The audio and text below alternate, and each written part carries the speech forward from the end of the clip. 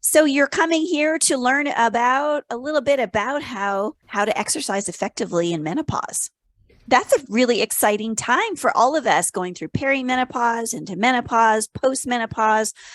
Many of the things that I'm going to share in today's not podcast, we're on a webinar, and today's webinar relates to all of those phases, and especially as we age. So whatever stage you're in, or if you know someone in different stages, you're working with different people perhaps, or you're just interested in this information for yourself, there's going to be something for everybody in here. So it is a good place to be.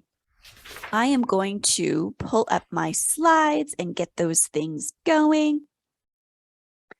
And we'll have time at the end for some questions and things, because there were specific questions that people sent me, which I loved. I loved getting questions ahead of time. That was really fun. I'm using a new way of doing slides. When they say that you can't teach an old dog new tricks, that is not true. We can always learn something, and that is the beauty of aging. We're always willing to learn and do new things. So how to exercise effectively in menopause.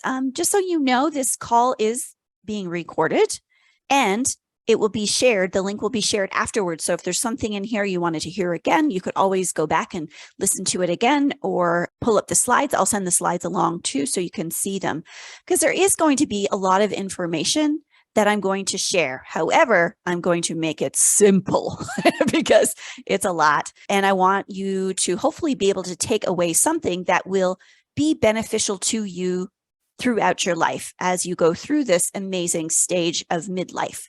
It is an incredible time to be alive. In fact, in 1989,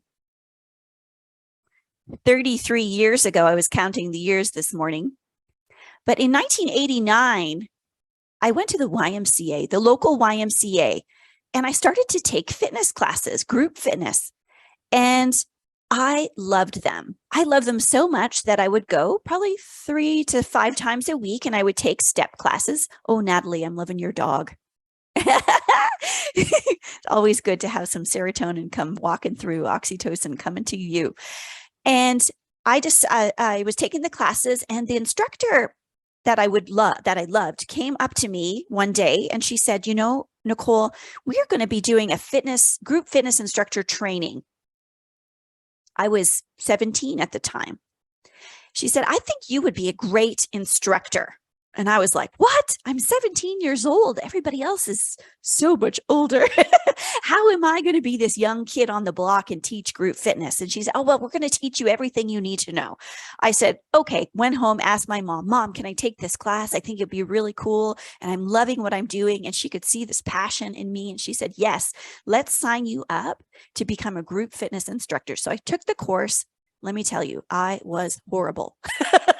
I didn't know how to count. I didn't know how to hold a beat. I didn't know anything. I just had a passion and a joy would come upon me when I was teaching these classes. So this is just a picture from the 1990s of just fun things that we used to do in the group fitness class. This is for Christmas. So we all had little tinsel tied around our bellies. And of course, I cannot do anything without getting into it. So I was wearing red and green socks and, all of that kind of stuff. And it's just a way to celebrate our bodies. So over the years, I got better at teaching group fitness. And I decided just before I turned 40, that I would do something really exciting and different. And so I went into not bodybuilding, it's figure competition. And I did a figure competition. I don't know if you could see those heels down there, but those are 6-inch heels. If you know me really well, you know that I will never wear a bikini. Like, I will never teach a group fitness class with a half top. I just don't do that kind of stuff. And so I decided I would challenge myself and go into this fitness competition. Now, I don't really recommend anybody to do this kind of fitness competition because it takes so much dedication. As you can see here, I have abs and I have next to no fat. I definitely had probably about 10% body fat at this particular time. So you can see the dedication required to do this. However, when I was going to turn 40, I was going through like, oh my gosh, I am changing. My body is changing, and I want to do something challenging for myself. And so I did. I completed this challenge, and I still have this bikini. One time I put it on just for fun, like years later. I highly don't recommend anybody to do that either. So that was when I turned 40. And this picture is me teaching group fitness because I got really good at teaching group fitness and I became a national presenter when I turned 33. However, this picture is when I am 47. So I am really not showing you all of these pictures because I'm bragging. I'm really just trying to point out that, hey, this is me now. I'm 51, and I have been doing all of this work to learn about health and well-being. I've been a registered nurse all of the years that I was a fitness presenter, and I taught adults how to teach group fitness for their adults in their communities. I am a board certified integrative nurse coach. I have a certification in functional aging because I think this is the place as we all age. We want to be able to do it well. We want to be able to do it how we want to do it, with who we want to do it, when we want to do the things we want to do. And we want to do that with power and authority and conviction and dedication to what we want to do. And so that's why I'm so interested in aging now. I'm also a certified brain health trainer because we know as we age, brains are an important feature to keep vital and strong. And most recently, I became a menopause fitness specialist, and that's why you're here. But I just wanted to share a little bit of background because I want you to know I've dedicated my life to this, and as well as health and well-being. So I'm not just going to be sharing details about, lift weights and do it like this. It's more than that. We are all individuals, and we are here to learn about this physical activity, this exercise, movement, however you want to call it. The type of exercise you do or don't do helps or hinders your hormone balance. And everything I'm going to talk about in this presentation relates back to your hormone balance. And we want to try to balance our hormones because we know those hormones are a little bit out of whack as we go through the stages of perimenopause into menopause and into postmenopause. The right exercise type, intensity, the amount that you do, and the recovery you do improves your hormone balance. So it also helps decrease body fat, increases bone density, increases lean muscle mass, decreases sarcopenia, which is the wasting of our muscles as we age if we are not using them. It also regulates other hormones, like all the hormones that I'm going to talk about a few, but it regulates many, many hormones in our systems with exercise in the right way, at the right intensity, the right amount of time, and with the correct amount of recovery. It improves night sweats. I've really been exploring with exercise and night sweats because that is one of the things that I am living with right now is night sweats and hot flashes. And I'm exploring different ways that movement affects me in my ability to go through hot flashes and night sweats. It also exercise improves energy. Of course, we know that. It reduces mood swings. Yes, it does. And reduces brain fog. It builds confidence. I'm telling you, I would have never stepped on a stage in heels and a bathing suit bikini if I didn't have confidence to do that. And I had to work my way up, of course, to build the confidence. It's a process. And I don't always feel confident, but exercise helps me feel more confident. It also improves our sex drive, which as we're going through these stages, man, the sex drive goes down. And it's because of hormones. So we want to improve our hormone balance. And of course, our skin shifts and changes as well. So this presentation is for you if what you used to do isn't working anymore. I've had to change a lot of things, and it's been interesting and fun and fascinating to explore these new things that I've learned. This presentation is for you if you notice a change in your physique or your mood or your energy level that is no longer acceptable to you. And you are the driver of all of these things, because who cares about anything or anyone else, what they're doing, as long as you are satisfied with what you are doing. So if there is something that's a little off, you feel that. And so why not explore how exercise can affect you and affect you in a positive way? Or you want to begin an exercise program because you've never done exercise in your life before, right? You just want to start doing it because you know the positive effects of exercise and you want to give it a shot. You also want to make it sustainable, safe, right? And simple, because we don't want to be too complicated. We have a lot of things to do in our life. We don't want to take too much time doing it as well. And you want to embrace exercise in the body you are in, right? The new body that's different than 5, 10, 15, 20 years ago, as you saw in my slides. And you want to be a role model of well-being for your daughter, for your sister, for your friends, for your husband, for your significant other, for your granddaughter. And of course, I know there's many other reasons why we want to know this as we go through this phases of menopause. And plus, you are an individual. You are one of a kind. You are here for whatever reason you are here for. And I honor that. I respect you in so many ways. And I'm so thankful you are here with us today. So some of the things we're going to learn about is a very high level view of a very few major hormones that affect us as women in all menopause stages. And then I'll give you some things within each hormone to consider for sustainable exercise and benefits of reducing the symptoms that might be having through all stages of menopause. And, in all stages of menopause, phases and symptoms will change and shift as the hormones adjust. And perimenopause is the wackiest time, or was the wackiest time for me, with many, many different types of hormones going crazy, crazy, crazy. Menopause, still some crazy, but a little bit of stabilization for me. However, for you, may be very different.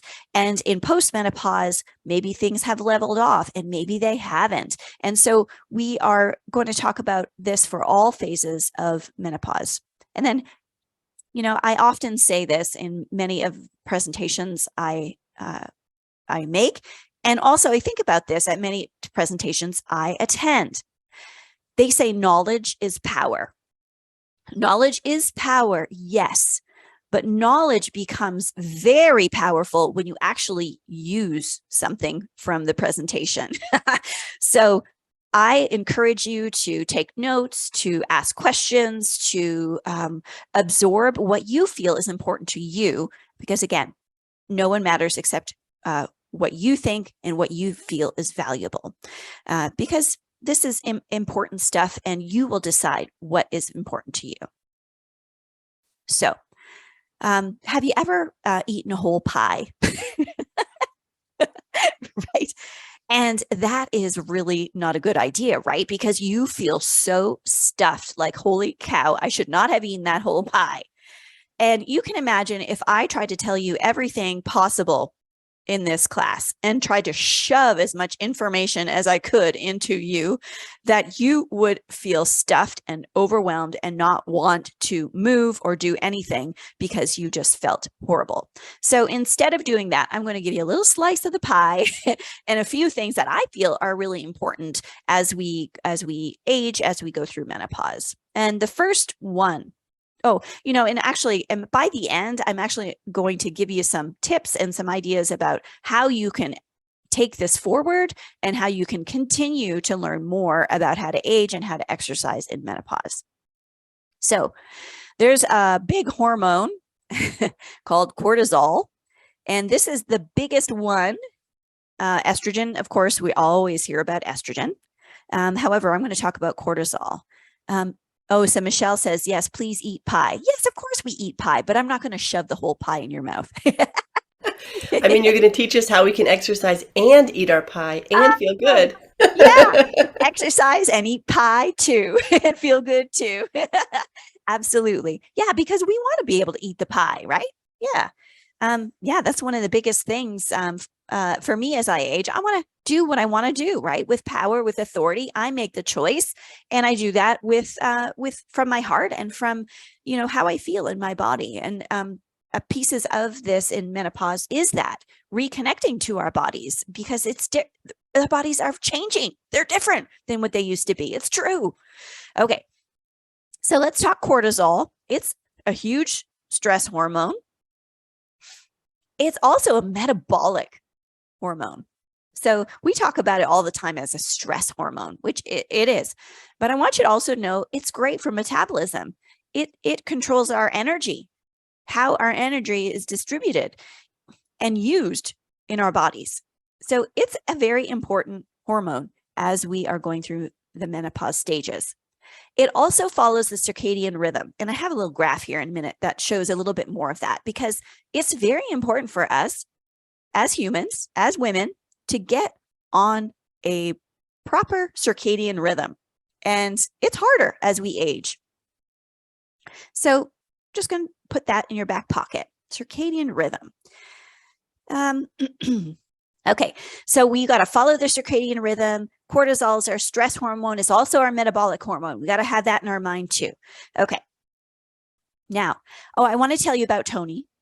So Tony was one of my dear friends who had never exercised in her entire life. She is 70 years old in this picture. She decided she would come to my class. I met her at a kitty yoga fundraiser. She loves cats. She didn't do the yoga at the time, but I talked to her then. And she decided she would show up at my class. Now, this woman wore heels every day of her life. She had never worn running shoes at all. And she had never been bare feet in her life in public. But she wanted to know about how exercise could improve her well-being at 70 years old because she wanted to gain more confidence in her life.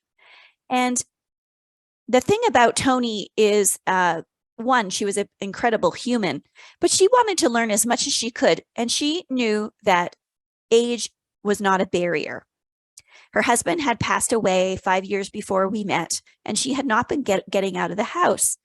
And she decided that she would come to my class because I had connected with her. And she started to exercise, and she noticed so many things that changed in her body, particularly in her mood. And we know that the hormones affect our mood. And she also noticed she got some muscles. And she also noticed she could do things that she had never done in her life. And I bring Tony up because many times we're told, oh, don't try that. You're too old. We shouldn't do stuff. We're too frail, whatever. Listen, we are just aging. We are not frail. We are not weak. We are powerful. And so I put Tony up here just to let you know that it is never too late to start something that you want to do. Okay, so now back to cortisol. When cortisol is high all the time, which we know in our stressful environment that can happen, our blood pressure goes high, our insulin resistance goes down, we get abdominal fat, we lose muscle and bone mass, our immune system is suppressed, and there's some shrinkage in the hippocampus, or the memory center of our brain. So that's not good when it's always high. And it's also not good when it's always low. Right? Chronically low leads to inflammation, autoimmune illnesses, chronic pain, fibromyalgia, and can lead to chronic fatigue syndrome. So we want to be able to help our cortisol get into a sweet spot. So we don't want it too high. We don't want it too low. We want ways so that we can use our bodies through exercise to get into a sweet spot for us. Now, at certain times of the day, cortisol will be high. Certain times of the day, cortisol will be low. And here's the graph to show that. So when we wake up in the morning, but actually sometimes before we wake up, because some of us are getting up at 8, 10 o'clock in the morning. As we age, we get up a little bit later. However, our cortisol goes with the circadian rhythm. So when the sun's starting to come up, our cortisol is going up.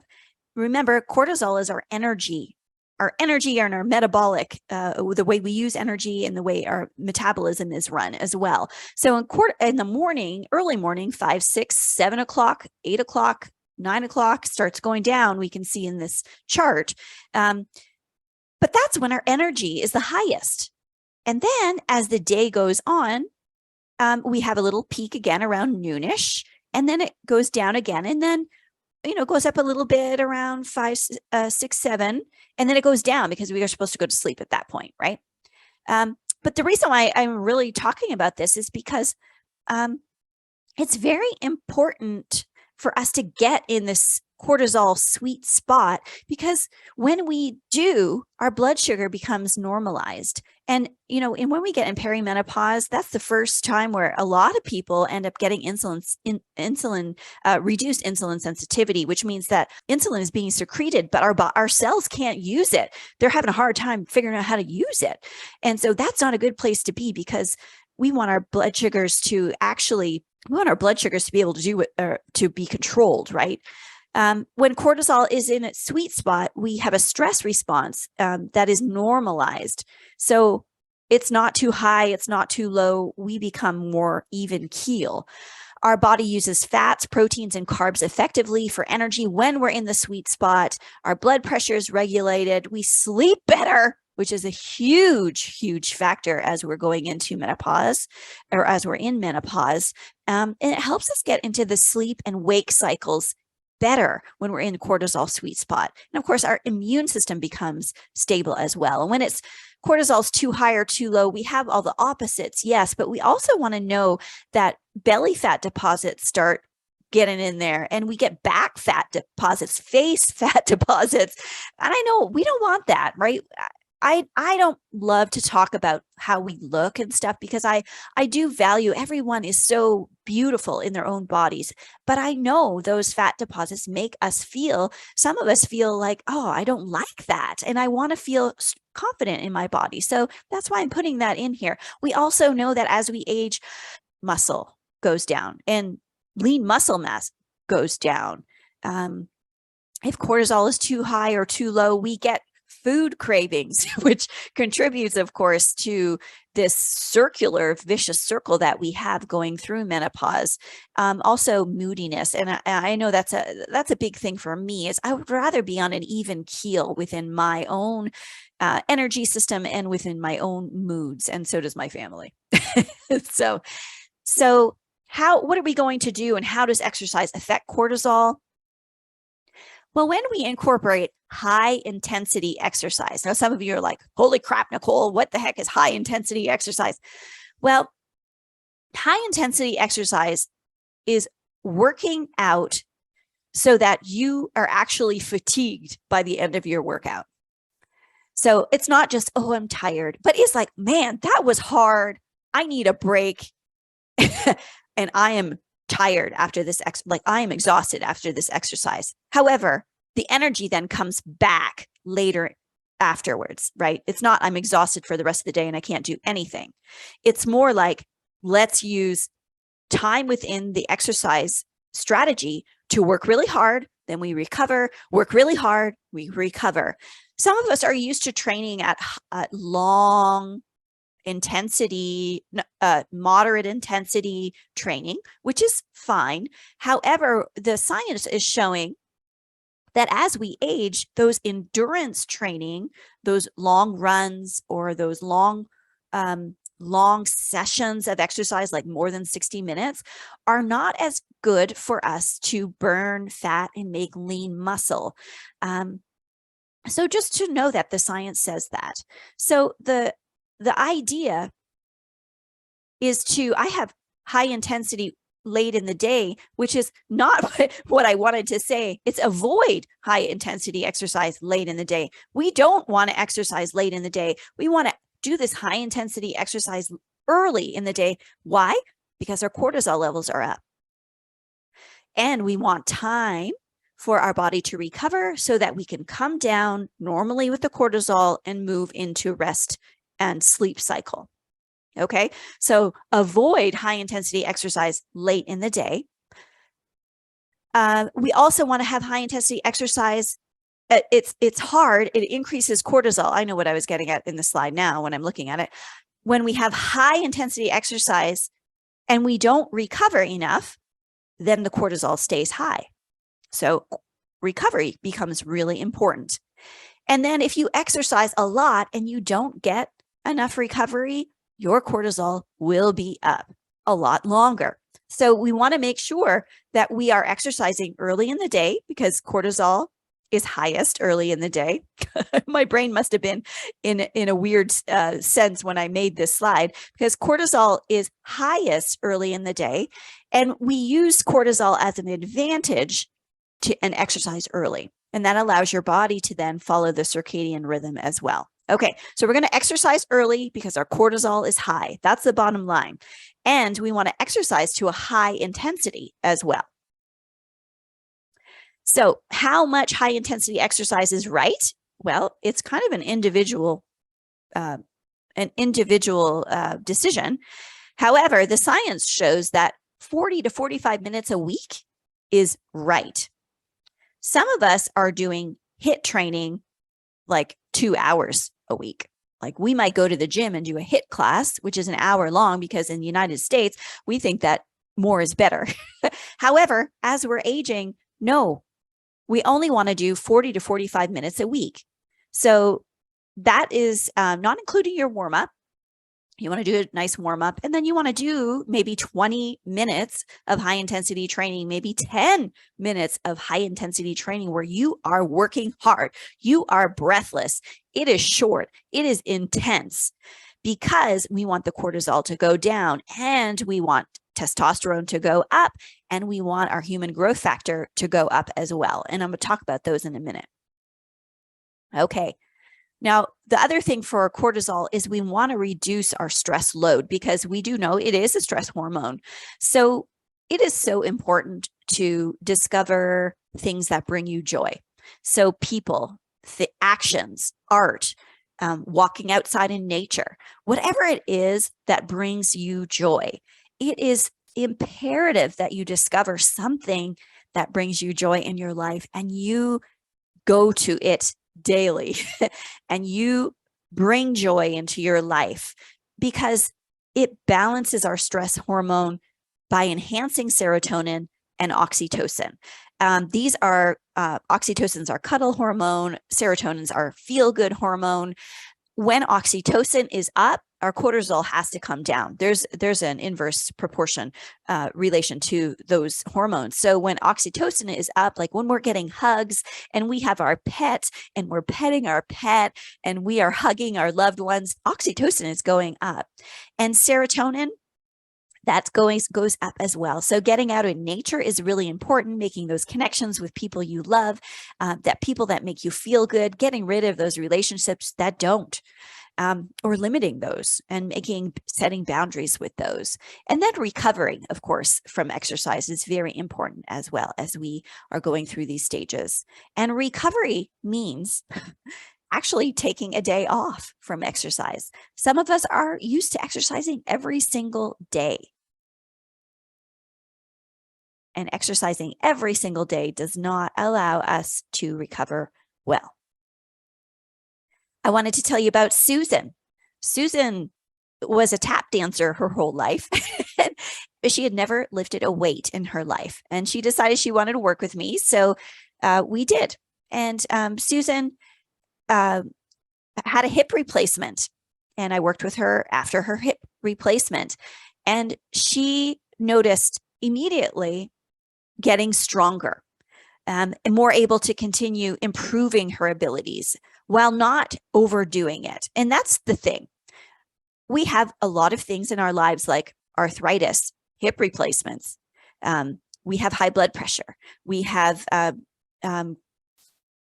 mental health issues. We have a lot of different things that go on in our bodies, right? And the thing is, we don't overdo it, although I'm telling you to exercise intensely, right? So there is this give and take of figuring out what is intense to you. because intense to me is going to be different than intense to you, knowing that I have been exercising since I was a young girl and have continued exercising my whole life. Maybe exercise will be new to you, so your intensity level will be different. And so, but discovering that is important for you to be able to have an effect from the exercise that you are doing or that you want to try. Let's talk about testosterone next. So testosterone, we think, is only a male hormone. And I'm here to tell you, of course, that it is also in us. It is produced by the ovaries, plays a critical role in our overall well-being. And of course, it naturally declines with age. A lot of these hormones do. Testosterone is important for bone density, muscle mass. It helps us decrease body fat. It improves our sex drive. Yes. Regulates other hormones too. And if it's too low, we get night sweats and hot flashes. Plus, there's a lot of other things that testosterone does. And we want to find a way to get into our testosterone sweet spot. So how we can do that is to do the right exercise at the right time. So early in the morning, if we possibly can, do it with the intensity that we are breathless, that our muscles are truly fatigued. I see a lot of women picking up a 2-pound weight. And I'll tell you, girls, ladies, women, your purse is heavier than that 2-pound weight. So we got to think about how can we pick up a heavier weight so that we can make our muscles fatigued. So there, I talked about the muscle fatigue versus just being tired. Oh, I feel tired. Are you fatigued though? I mean, can you lift another thing? And if there's a difference between those, and self-exploration has to happen to determine what that means to you. So in order to get our testosterone to the sweet spot, we got to do short and intense exercise, no more than 40 to 45 minutes total a week of this high intensity exercise. And then for all my cardio junkies, which is me, I used to be a cardio junkie. I wanted to do those long training sessions and go outside and run a long time. And what I found was as I was aging, those types of exercises were not beneficial to me because I'm starting to lose my muscle mass and I need to make muscle. So the cardio junkies out there, maybe you could consider and just explore reducing some of the endurance training and adding more high intensity training. I talk about Cami. Cami has 4 kids and she was noticing changes in her body and she had been working out her entire life. And she is one of those people who like those long exercises. And when she changed her style of exercise, she noticed she increased her muscle mass and decreased her body fat, specifically around her belly and her booty, which was important to her in how she aged. Plus, she felt very strong and confident in her body. And, I often say to my husband, when we bring those big water jugs, they drop off the water jugs. He's like, oh, I'll get those. And I'm like, nope, I'm getting the water jugs because I just want to keep my strength. So sometimes I pick it up and I put it down and, I walk a few steps, or sometimes I'm able to carry it the whole way. So every day is going to be different. And it's good to just try to, of course, incorporate things to keep us longevity in our lives on a daily basis too, not just on an exercise session. So let's talk human growth hormone, because that is super important for reducing body fat and then also increasing our strength and maintaining our muscle mass. So it is produced during our deep sleep cycles. How many of us are having trouble sleeping? Sometimes I sleep great. Sometimes I don't sleep great. And sometimes maybe you're having trouble sleeping. So reducing cortisol and keeping it within the sweet spot, not reducing it too low, but keeping it in the sweet spot is also going to help you to sleep better and getting on the normal circadian rhythm. I didn't mention one thing for sleep. If you can get out in the sun as early as you possibly can every day and just get 10 minutes of sunshine, even if it's cloudy, just go out into the light. That will help you get more onto a stabilized circadian rhythm. It'll also help you with your melatonin production in the natural way it's produced, because as we age, of course, melatonin production reduces as well. I won't talk too much about melatonin today. But that is a good way to start kicking up your circadian rhythm and getting back into the normal cycle, and then going to bed at a regular time and looking at your sleep hygiene. I have a couple blogs on sleep on my website if you're interested in learning more about how to help sleep. Human growth hormone does decline as we age. It is important for weight gain, decreased energy. When it's low, we lose interest in sex, our skin ages, we get insomnia, our bone weakens, and we have mood swings. And when it gets into the sweet spot, it reduces all these things. So it helps improve in some cases and helps reduce in other cases. And so how do we get human growth hormone? Because it does reduce as we age. It's stimulated by heavy weightlifting, not those 2-pound weights. I'm just joking with you. I'm joking, but not joking. I want you to really seriously consider picking up heavier weights. Yeah. And maybe just one weight at a time, but they are heavier than what we see in the pictures of the 2-pound woman who got gray hair. No, we are not frail. Now, some of us may have some issues that need to be addressed, right? And those issues need to be accommodated for, but it does not mean you are weak, and it does not mean you are frail. So human growth hormone is stimulated by heavy weightlifting, power movements, which is speed movements, but could be like, instead of just doing like, say, a bicep curl, I'll just show a bicep curl. I'm not doing them properly, but I'm showing you them.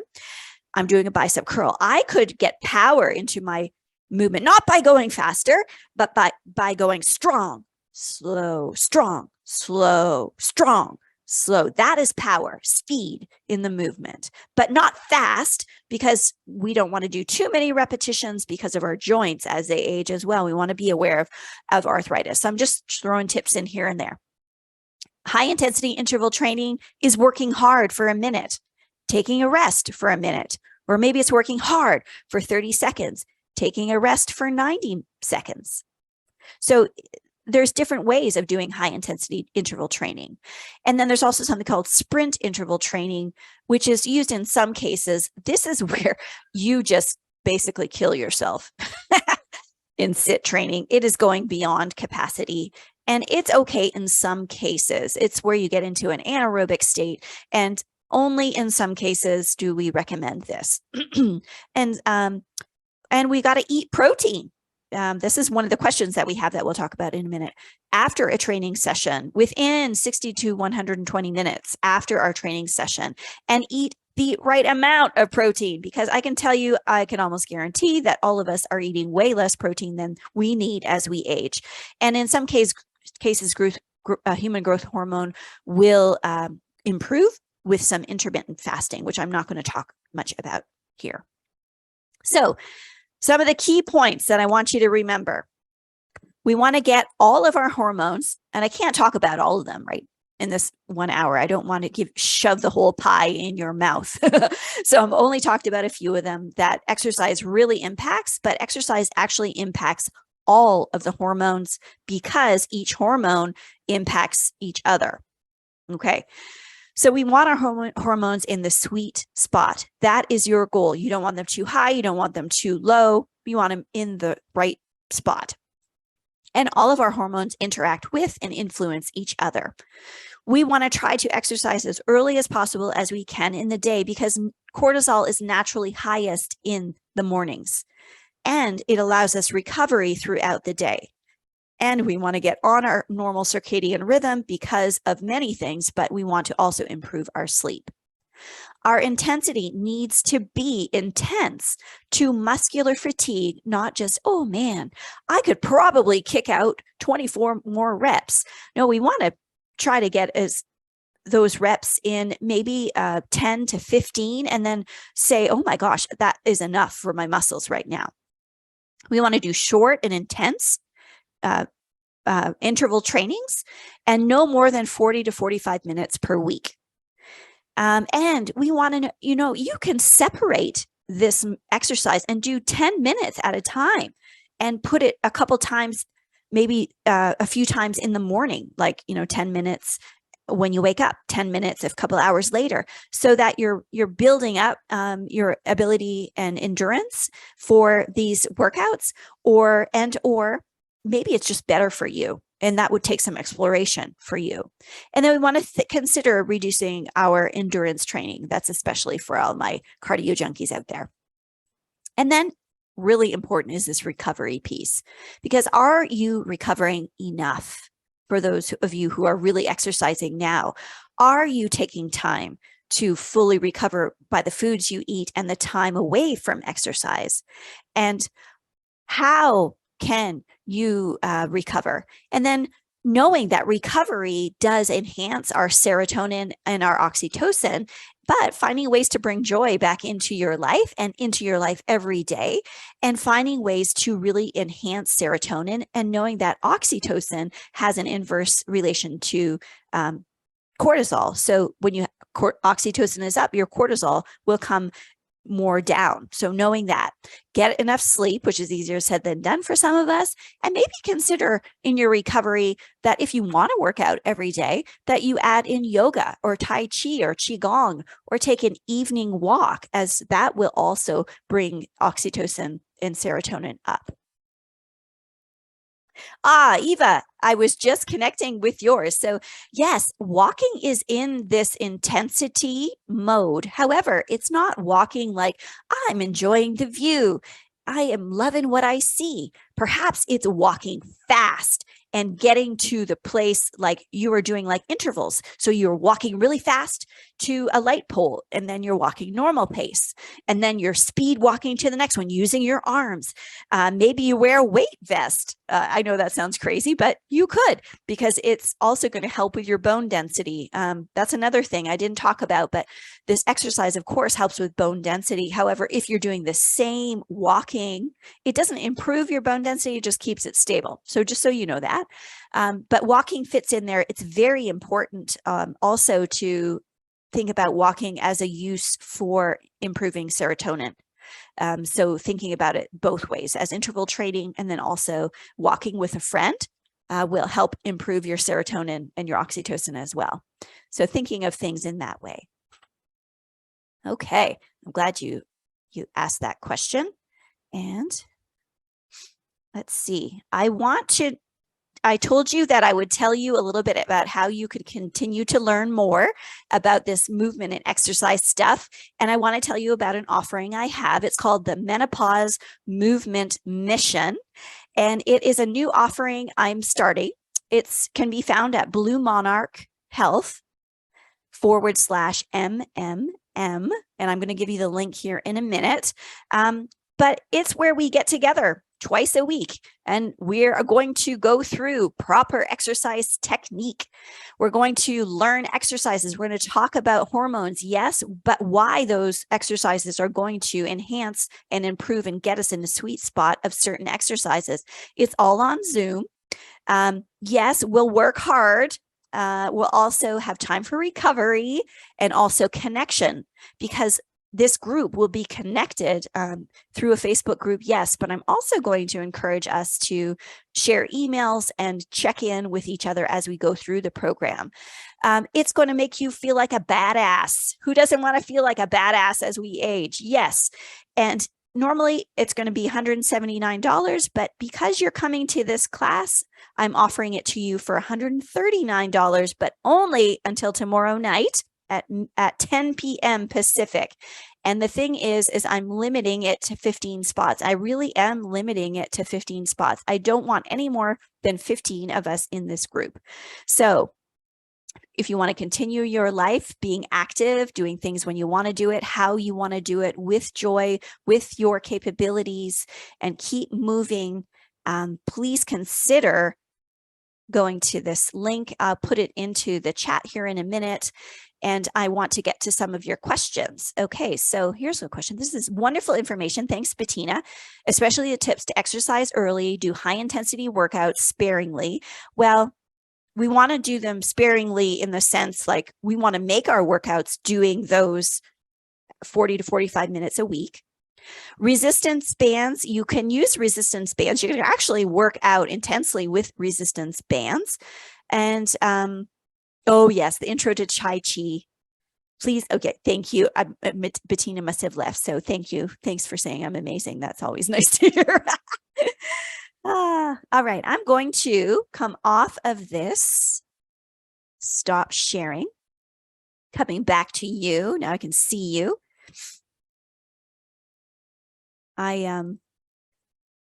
There were some questions that you brought to my attention, and I want to pull those up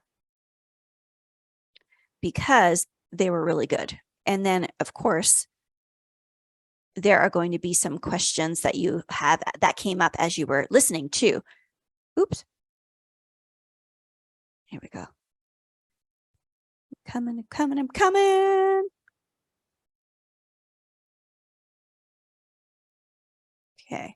I'm putting this link into the chat so you have it, so you can look there while I'm talking. So Jolene is here on the call. Thanks, Jolene, for your question. She is interested in this and has been interested in this for a while. And we took a little course together, so that was fun. It was super fun to do it with your friends. And she was asking about eating. And there's a person that we follow. She suggests that you only eat 3 meals a day with no snacks. This is not appropriate for everyone. However, a lot of us are snacking and we don't even know we're snacking.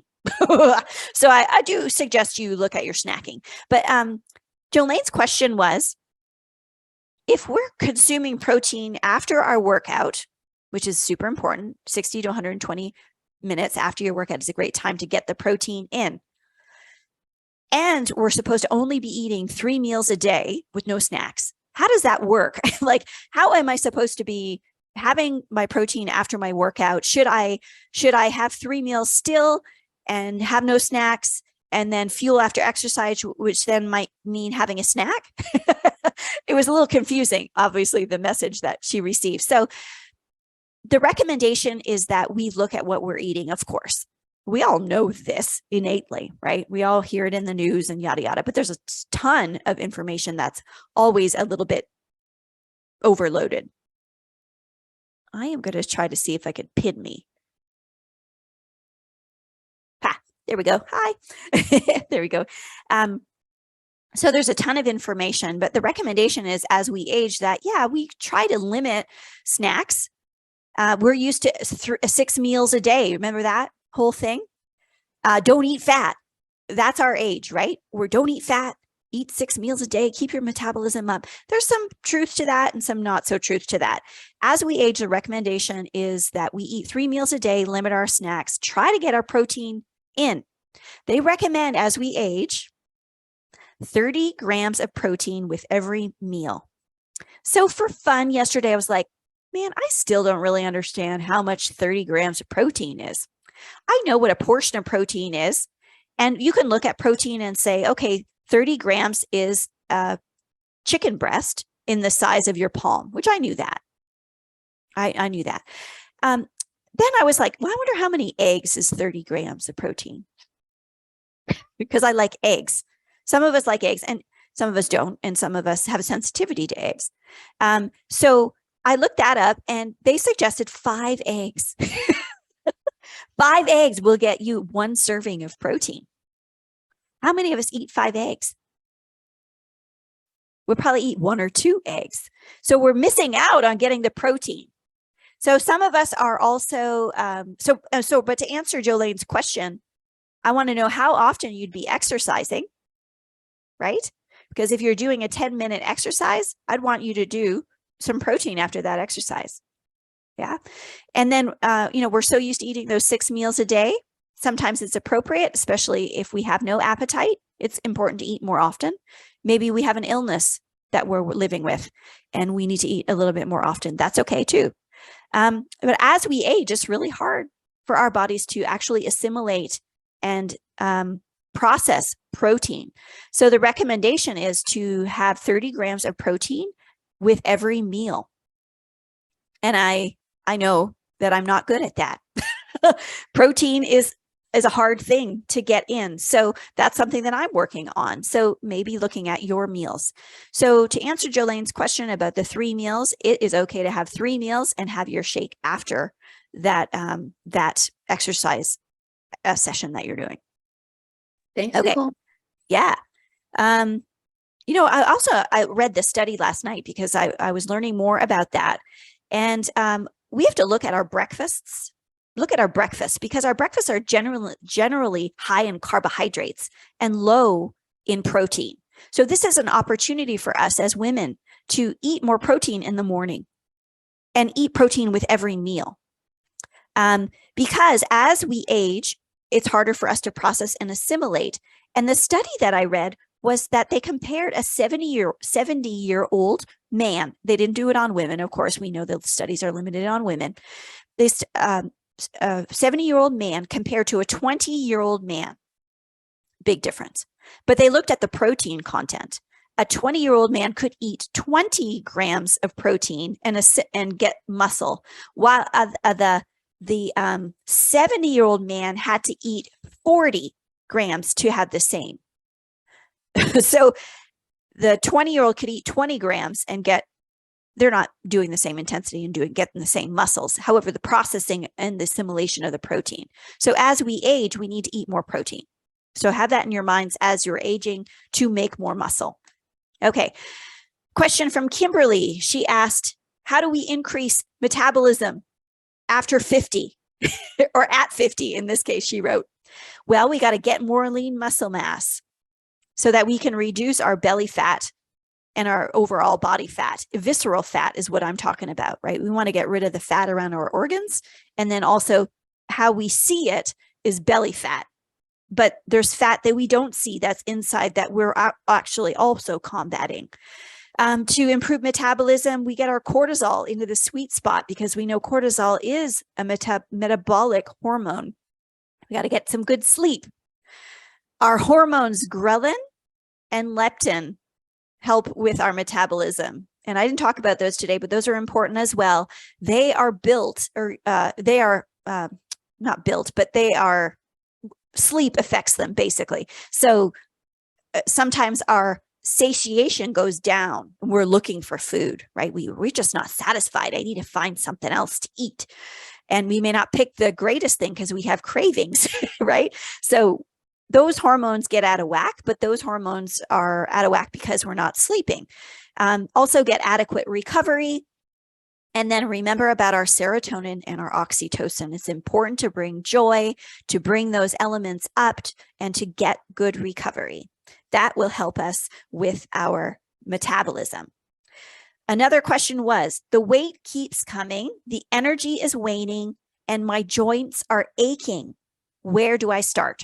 This is from Cheryl. Such a good question. I wrote because I wrote them. I typed them.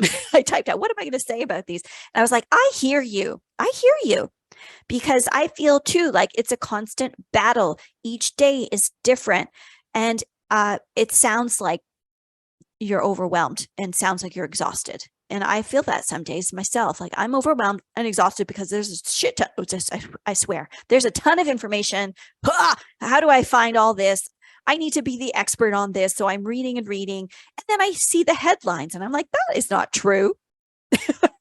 And some of you will not read the studies that I've read because that's not your interest, right? That's why you would work and partner with somebody who is an expert. So I would ask Cheryl, with aching joints, her energy is waning, weight keeps coming. I would ask her, what type of movement do you really like? And what have you explored that you've enjoyed? Because that is the most important movement to do for you. Begin with that and starting to explore with some of those things. I'd ask, how is your sleep? What's going on with your sleep? Let's talk about that a while. Are there things you could adjust with your sleep hygiene? Get out in the sun in the morning as early as you can, and then support your melatonin production. So we would have a conversation about those types of things. Osteoarthritis is super important as we age because that becomes an issue for us as we age. If it's in your hands, osteoarthritis in your hands, and you want to lift weights, I suggest finding gloves, wearing those little gloves, the weightlifting gloves. I suggest weights that have a fatter handle. And I also suggest weights that maybe are cushioned. If it's in your knees, I suggest building up strength in your legs, which sounds like, well, how can I do that if I've got sore knees? Well, it's a process. It's not like, Rome was built in a day. It's a process that we work through to get stronger over time. And I would also suggest maybe trying an elimination food plan to see, are there foods that are actually making your joints sore? Because certain foods like processed foods and sugars, sometimes nightshades, those can affect our joints and those can make us achy. And if we know those foods, we can try to remove them or limit them in our diet so that we can feel better. And just so you know, I do have an elimination food plan that's starting in January if you are interested in learning more about how food affects you. Let's see. How do I combat hot flashes? Try to get testosterone up, build big muscle movers. Okay, so big muscle movers are your legs, your chest, your back. Those are the big muscles. We've got to improve and get more lean muscle. So we've got to lift some heavier weights. Make your workout short and intense. Exercise in the morning. Actively work on getting your cortisol into the sweet spot. I am working on this. Like, I am trying my best to do all of these things and exploring with my own body. And then, I would never do anything that with you that I didn't do myself. No. Plus, I just want to reduce I want to increase my testosterone, my human growth factor, so my night sweats and my day sweats go down. Let's see. We also want to get our estrogen and progesterone back in balance, because those are balanced. Those are balanced with each other. And cortisol actually blocks progesterone. Did you know that? So when our cortisol is up, progesterone gets blocked, estrogen goes up, because it's like, hey, I don't have anything to counteract with me. So I'm going up. So I'm going to be dominant. So there's a lot of things that are going on. But exercise can help with a lot of it. And the one thing we have most control over is how we move. Yes. And the final question from Lind is there one approach that works for every woman, or should we be customizing our regular exercise for our own bodies? And if so, how does one figure that out besides trial and error? Well, girl, I'm here to tell you, customization is best. There is no one size fits all. You kind of heard some stories through this presentation. It is trial and error. However, now you have some things that you can trial, right? And then you can see if they're error or not. And I notice myself, like, as I'm trialing and erroring this. And if you've never really exercised before, there's a huge ramp up, not a huge ramp up. There is a ramp up time, but you're going to see results actually faster than someone who exercises, who's like me, who has exercised my whole life. Like, there's a ramp up though. Like, you don't know what a RDL is, or you don't know what's a dumbbell and what's a barbell. You don't know the difference. Like, it's just like stuff like that. You just don't know, but you need somebody to help you understand. And that's what my program does. The Menopause Movement Mission. Like, how do you start? What is HIIT? How do I do it? What should it feel like? I have no idea. Maybe you started something, you don't know what the heck you're doing. And that's a fun place to be too. So I encourage you to, if you didn't want to try the program, no problem. But I just encourage you to just try moving in your life and see what happens. And I do suggest doing things that interest you, finding a place where people support you, because that also improves your serotonin levels and helps you come back in. All right, I see a couple other questions. It's past 9 o'clock. I want to let you know, if you need to leave, please go. The recording will come to you. If we do 4 to 5 10-minute workouts a week, yeah, do you recommend focusing on group of muscles or doing the whole body? The whole body, every workout, whole body. Don't just do separate. Like, that's old school way of training. And, men do that a lot, but women, we need to do whole body, because our legs are our big testosterone generators and growth hormone generators. Those are our biggest muscles. So we need to do legs and upper body, back, chest, arms, everything, for many benefits.